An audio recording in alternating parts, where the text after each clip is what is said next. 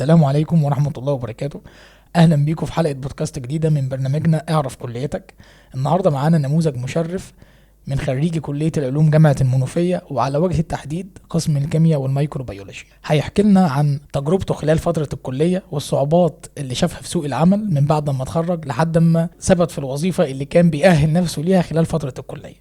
برحب بيك دكتور هاني رضوان، أهلا وسهلا بيك، نورتنا. اهلا بيك. ايه كان شعورك لما التنسيق جابك علوم؟ ده كان شعور يأس واحباط، لان طبعا انا كان ليا هدف معين عايز اوصل له، بس انا ما وصلتش للهدف ده. فبالتالي انا كنت حاسس ساعتها ان انا محبط وحاسس بيأس، وده كان مسبب لي يعني فترة صعبة عليا جدا. طب هل استمر عدم الشغف واليأس معاك ده فترة كبيرة ولا قدرت تتخطاه؟ هو استمر معايا فترة ما قبل الكلية واول ترم في الكلية. اكيد في نقطة تحول كده حولتك، خلتك ان انت تبدأ ايه يعني تحط لنفسك اهداف جديدة وتشتغل عليها، وإلا ما كانش زمانك قاعد هنا دلوقتي. بالظبط كده. انا يعني في حاجتين اتنين هم سبب في التحول ده. هما الاتنين يندرجوا تحت مسمى الصديق الصالح. اول حاجة من الكلية نفسها، وتاني حاجة بره الكلية.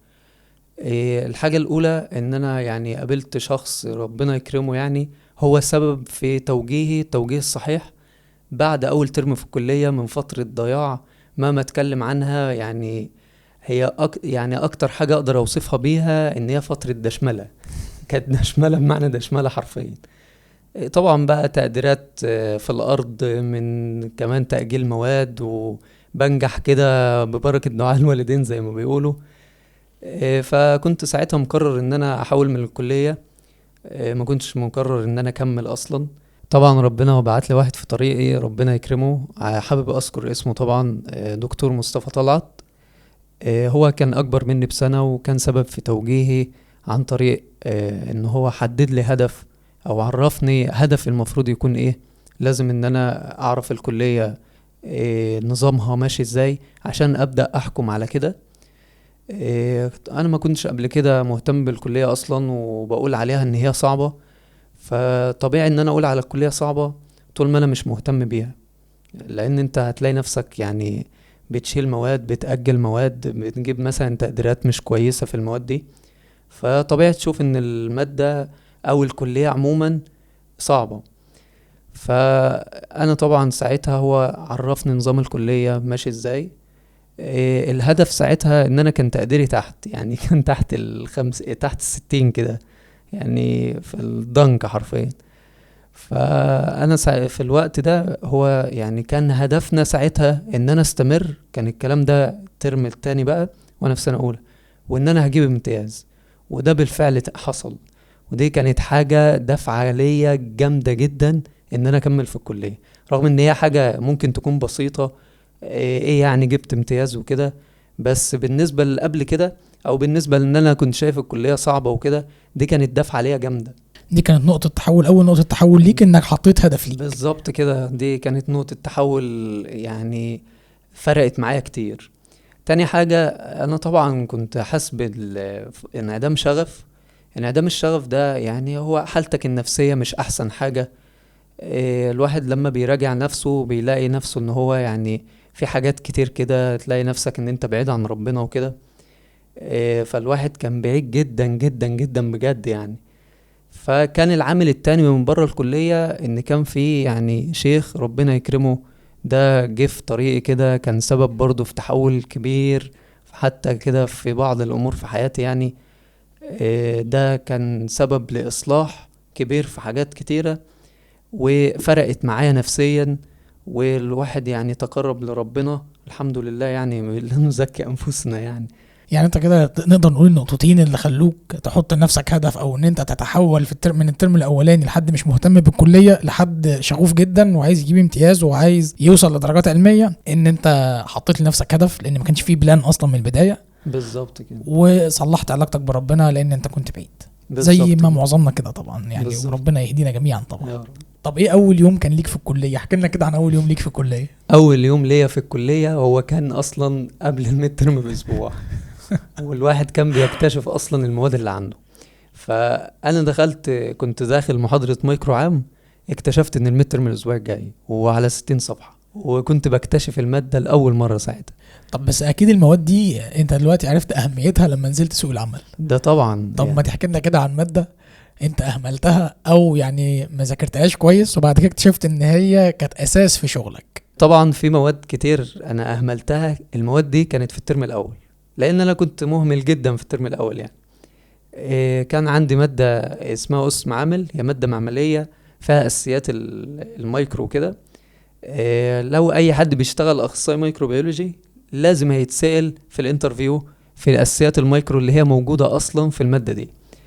أنا دخلت امتحان المادة دي وأنا لا أفقه شيء حرفيا عن المايكرو، ومش ببالغ يعني، أنا ما أعرفش أي حاجة. انا دخلت الامتحان ده جاوبت اجابات يعني بص لو قعدت اتكلم عنها اجابات خزعبلية حرفيا. طبعا المادة دي كله بيجيب فيها بقى يعني جيد جدا مرتفع امتياز.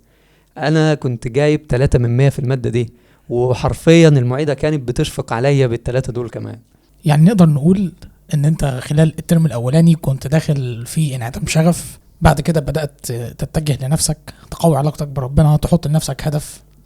التقديرات اللي انت ضيعتها في الاول دي حبيت بعد كده ان انت ايه، تحط هدف في المواد عشان تجيب فيها امتياز، عشان ده يأهلك لسوق العمل. اظن طبعا انت قعدت مع حد زي ما انت قلت واتكلمت معاه وبدأ يفتح لك امور كانت غايبة عنك، عشان كده كنت انت مهمل في الدراسة. بعد كده ما شاء الله ربنا وفقك وبدأت تجيب امتيازات في المواد دي. طيب، اثناء فترة الكلية في ناس كتير بتحب تتجه للعمل التطوعي باعتباره حاجة بتأهل الناس دي لان هم يتعاملوا مع الناس، يتعاملوا في تيم وورك، يتعاملوا في سوق العمل. فهل كان ليك نشاط تطوعي خلال فترة الكلية؟ طبعا انا استفدت من خلال وجودي في اعمال تطوعية. في فترة الكلية انا كنت موجود في تيم تبع القسم عندنا، تيم مايكرو كلاب. وجودك في تيم بيفرق معاك من ناحية ان انت بتكون موجود مع يعني أسرة موجودة معاك، فيها كذا ممبر. انت من خلال ده او من خلال العدد اللي موجود انت بتبدأ تتعامل مع ده وبتتعامل مع ده، وده بيفرق معاك كتير ان انت تعرف تتعامل مع اللي قدامك. طب ده بيساعدك بعد كده لما بتدخل سوق العمل؟ طبعا هو بيساعدك، لان انت ممكن مثلا تبقى شغال كيميائي في شركة معينة، فانت موجود في معمل وفي تيم انت موجود معاه، فانت ليك سابق تعامل مع ناس انت لأول مرة بتتعامل معهم. انت دخلت التيم مش بالضرورة ان انت تكون عارف الناس دول اصلا يعني، وفي عمل معين انتوا بتشتركوا فيه كتيم عشان ان انتوا تنجزوا العمل ده. بيقولوا ان اسوأ فترة هي فترة ما بعد التخرج، لان الشباب بيحسوا نفسهم في فجوة زمنية كده ما بين التجنيد، وحتى اللي بياخد اعفاء من الجيش بيلاقي نفسه قدام سوق العمل هو مش فاهم فيه اي حاجة خالص، ولا عارف هو يقدم في شركات ايه ولا في تخصصات ايه، وبيلاقي نفسه قدامه مجالات كتير وهو مش عارف هو هيروح فين بالظبط، مش قادر يحدد هدف ليه. ممكن تكلمنا في خبرتك ما بعد التخرج، انت عملت ايه؟ فترة ما بعد التخرج هي أصعب فترة الواحد بيمر بيها، والفترة دي كانت مختلفة معايا تماما، لأن أنا اتخرجت في الصيف، وكان بالتالي الجيش بتاعي يتأخر لأن مواليد النص التاني يعني.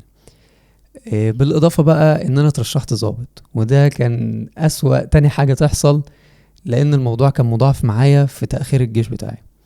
فكان معايا فترة بتاع 1.5 سنة كده على ما أجي إن أنا أدخل الجيش. في الفترة دي أنا ما قعدتش في البيت، رغم إن كان فيه كذا حاجة أنا بمر بيها. نزلت اشتغلت في مطعم، وبعد كده أنا اتجهت للتطوع في خلال الفترة دي. كنت في جمعية خيرية وما زلت موجود معاهم يعني لحد دلوقتي. وجودي في الجمعية الخيرية دي فرق معايا كتير جدا في الفترة دي، وزي ما بيقولوا يعني رب ضارة نافعة. يعني اللي ما حصليش ده، اللي حصل ده أقصد، لو ما كانش حصل انا ما كنتش يعني عملت اللي انا هقول عليه دلوقتي، ان انا طورت من نفسي في المايكروسوفت اوفيس، بحكم ان انا موجود في الجمعية، موجود شغل وببقى ملزم بيه ان انا اعمله وان انا انجزه. طبعا انا كنت عارف المايكروسوفت اوفيس قبل كده، بس انا ما كنتش مهتم بيه قوي.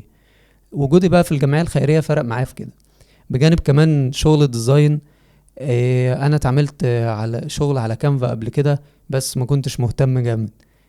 وجودي بقى اثناء الفترة اللي انا موجود فيها في الجمعية خلاني ان انا اشتغل على نفسي اكتر في كانفا، وكمان يعني اتجهت ان انا احقق دخل لنفسي من خلال كانفا بشكل شخصي بقى بعيدا عن الجمعية خالص. وده طبعا فرق معايا. فانا بتكلم في الحتة دي علشان هو فعلا بعد التخرج فترة صعبة على كل واحد. بقى هو انا هعمل ايه؟ طب انا الجيش بتاعي امتى؟ فممكن حد مثلا يبقى مشابه لنفس الفترة اللي انا مريت بيها، ان هو يتأخر بسبب مثلا اللي هو اتخرج صيفي فجيشه اتأخر، او مثلا هو ترشح ضابط احتياط فبيبقى معاه فترة. الفترة دي ممكن ان هو يقدر يستغلها وتفرق معاه بعد كده. دايما من الاسئله الكتير اللي الشباب بيسالوها يقول لك انا ازاي بعد الجيش امسك في شغل او اوصل للشركات ازاي؟ فممكن تقول لنا كده انت بعد الجيش عملت ايه؟ انت استغلت فتره ما قبل الجيش اللي هي الفجوه الزمنيه اللي بنقول عليها دي في ان انت تطوعت في جمعيه خيريه، اكتسبت مهارات كويسه زي ان انت فهمت كويس جدا في مايكروسوفت اوفيس، وفهمت في كانفا واستغليته واشتغلت عليه بيه كفريلانسر، وقدرت تحقق منه دخل كويس. طيب بعد الجيش ماذا بعد بقى؟ انا خلصت الجيش اهو، طالع فريش جرادويت ومخلص الجيش كمان، واللي انا كنت دارسه يمكن نسيت تلتين، المفروض اعمل ايه بعدها؟ العركة الحقيقية فعلا هي بعد ما انت بتخلص جيش بقى وخلاص هتتجه لسوق العمل. انت بتدخل في عركة مع نفسك عشان تلاقي نفسك بقى، يعني المفروض انت هتشتغل ايه والمفروض انت هتعمل ايه. وده المفروض السؤال اللي انت بتسأله لنفسك خلال ما انت موجود في الجيش. فترة الجيش دي المفروض ما تعديش عليك هباء كده، سواء بقى انت كنت عسكري داخل سنة او سواء كنت ضابط 3 سنين. خلال الفترة دي انت المفروض بتفكر انت هتعمل ايه بعد ما تخلص. طبعا بيبقى عليك ضغط بقى ان انت في جيش وجو ميري والكلام ده، بس انت تقدر توفر لنفسك ان انت هتفكر هتعمل ايه. على الاقل يعني ان انت تيجي اخر 3 شهور في جيشك بتبقى مستريح شوية، بتبدأ ان انت تفكر انت المفروض هتعمل ايه.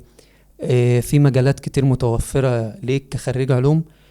بتبدأ ان انت تشوف اي مجال انت حابب ان انت تدخله، وقرارك ده ان انت الاختيار بتاعك ده اقصد يعني اللي هو انا دلوقتي حابب ان انا اتجه لمجال الميديكال ريب مثلا، فازاي ان انا ادخل للشغل ده. فببدأ ان انا ادور على ناس موجودين في المجال ده وبكون علاقات معاهم، علشان بعد كده لما بخلص جيش ان شاء الله لو في فرص هم بيعرفوني. لان معظم الاعلانات اللي بتنزل للشغل هي اعلانات داخلية. انا بداية اول شغل ليا دخلته كان عبارة عن اعلان داخلي، حد بلغني ان في واحد صاحبي يعني بلغني ان في اعلان داخلي عندهم في الشركة ومحتاجين حد. حتى تاني شركة اشتغلت فيها كانت بنفس الطريقة.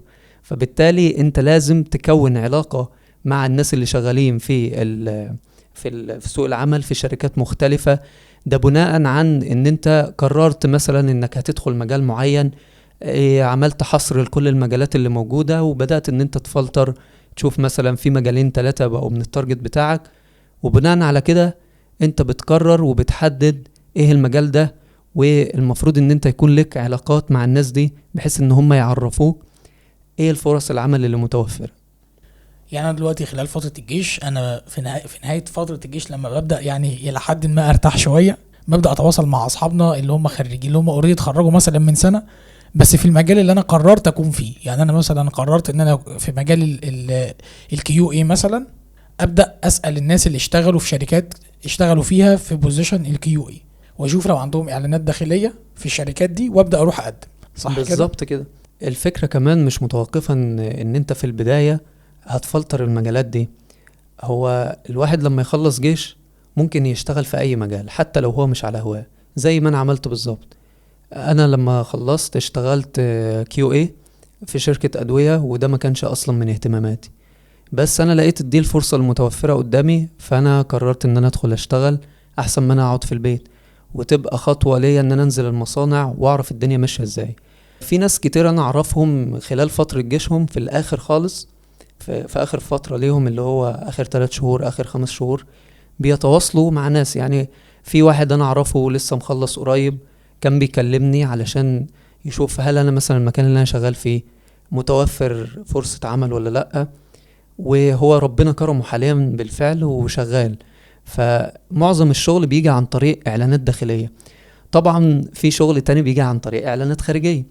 انا دخلت شركات عن طريق الاعلانات الداخلية، اول شركة انا اشتغلت فيها، وتاني شركة برضو بنفس الطريقة، تالت شركة كانت عن طريق اعلان خارجي.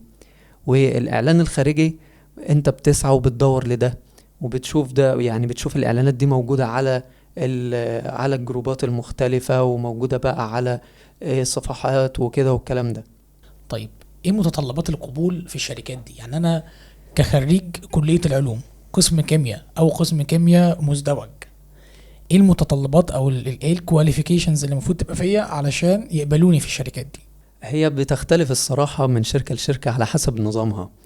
يعني مثلا في شركة في المقام الأول أهم حاجة بالنسبة لهم الانترفيو البيرسونال للشخص نفسه.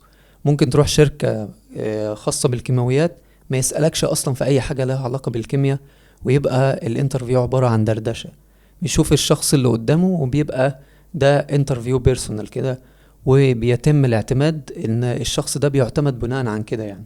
يعني الشركات دي بيبقى اهتماماتهم البرسوناليتي بتاع الشخص، تمام، بعيدا عن الجانب التكنيكال هم بيعلموه له، صح كده؟ بالظبط كده. ده جزء من الشركات. في شركات تانية بتهتم بالتكنيكال والبيرسونال مع بعض، بتبقى شركات سيستماتيك شوية، هي بترجع على حسب الشركة نفسها.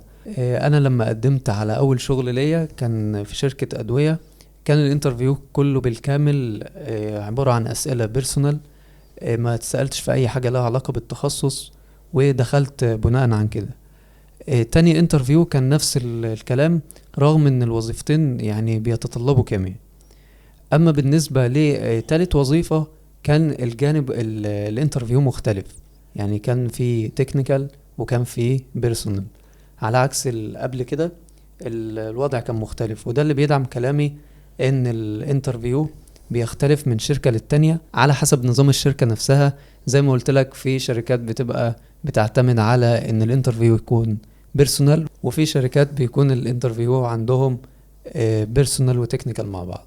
طب بالنسبة للجانب التكنيكال، انا المفروض اكون عارف مواد ايه في الكليه اللي هتاهلني للشركات دي؟ يعني التكنيكال اكيد بيسالوا وليكن مثلا اسئله في الكيمياء التحليليه، في الكيمياء الكهربيه، على حسب المجال اللي انا رايح اقدم فيه. بس اكيد في حاجات مشتركه ما بين الشركات بيسالوا فيها، صح كده؟ فايه المواد اللي نقدر ننصح بيها الشباب ان هم يهتموا بيها كويس اثناء فتره الكليه، لان دي اساس الصناعه بره؟ طبعا اهم حاجة في دول كلهم الكيمياء التحليلية، هي مشتركة في كل الصناعات. الصناعات اللي فيها كيمياء، او ان انا مثلا اشتغل كيميائي في شركة، سواء بقى شركة اسمدة او شركة ادوية او شركة مية، كل ده مرتبط بالكيمياء التحليلية. في اضافات بقى بجانب ده، بتبقى مثلا بتخدم الادوية زي الكروماتوجرافي والسبكتروسكوبي وبعض المجالات التانية برضو. فاهم حاجة يكون مهتم بيها وعارف الاساسيات المهمة لها الكيمياء التحليلية والكروماتوجرافي والسبكتروسكوبي. طب وبالنسبه للانترفيو اللي هي بتبقى معتمده على البرسوناليتي بتاع الشخص، او نقدر نقول اللي هي البيرسونال انترفيو، ايه بقى الكواليفيكيشنز اللي المفروض تكون موجوده في الشخص او المؤهلات اللي عنده تخليه يعدي من الانترفيو البيرسونال دي؟ هو طبعا لازم يكون شخص يشتغل تحت ضغط، ده مش بيتسأله بشكل مباشر. يعني انا دخلت انترفيو قبل كده، من خلال الأسئلة اللي أنا اتسألتها هو بيبدأ يستنتج الشخص ده اتعرض مثلا لمواقف معينة في حياته، ويبدأ يستنتج منها ده شخص يعتمد عليه ويقدر ان هو يشتغل تحت ضغط ولا لا. هو مش هيسألك مثلا انت صبور، انت مثلا بتقدر تشتغل تحت ضغط، لكن هو بيسأل أسئلة من خلالها يقدر يستنتج الشخص ده يقدر ان هو يعتمد عليه ولا لا. تمام يا دكتور هاني، شرفتنا، ويا رب تكونوا استفدتوا من الحلقة. ولو عندكم ترشيحات لنماذج أخرى نتكلم معاهم أو نستضيفهم في البودكاست بتاعنا، يا ريت تبلغونا في التعليقات، وانتظرونا في حلقة جديدة من بودكاست اعرف كليتك. والسلام عليكم ورحمة الله وبركاته.